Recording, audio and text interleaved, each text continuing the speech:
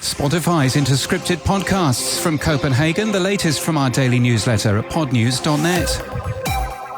Johan Cederfors, the Nordic head of content at Spotify, thinks there's a future in scripted podcasts and that podcasting is intimate and the connection between the host and the listener is important. I get this question a lot about what the next trend is in podcasting,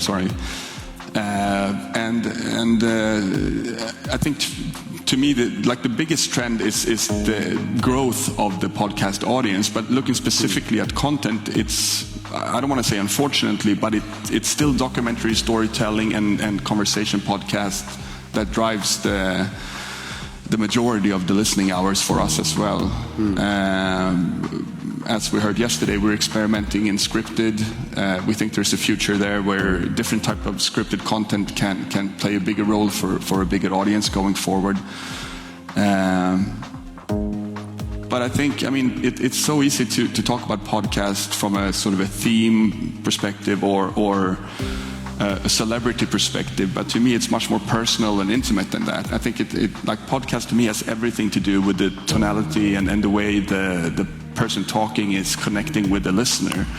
And when you keep that in mind, the theme doesn't really matter as much. I'm not saying it's insignificant, but it's about that connection between the listener and the host. He was speaking in an interview with Podnews' editor, James Cridland, that's me, at Radio Days Europe yesterday.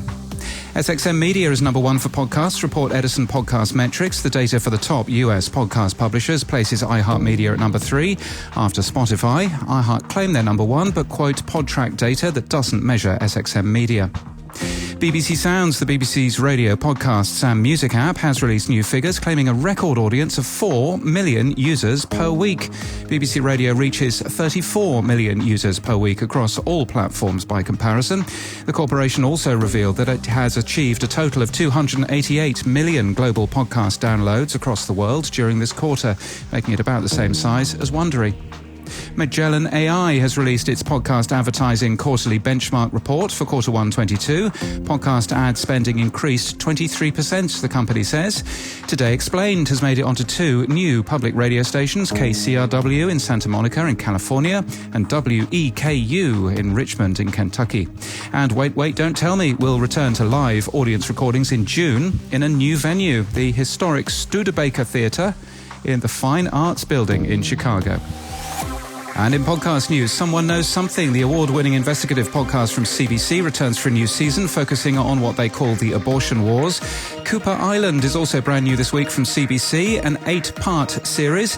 It tells the stories of 4 students, 3 who survived and 1 who didn't. They attended one of Canada's most notorious residential schools. She Pivots is a new podcast with Marie Claire, hosted by Emily Tish Sussman.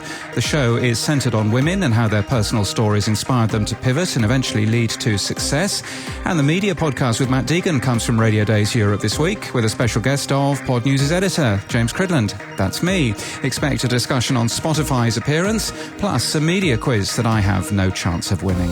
And that's the latest from our newsletter. To read all the stories and subscribe, we're at podnews.net.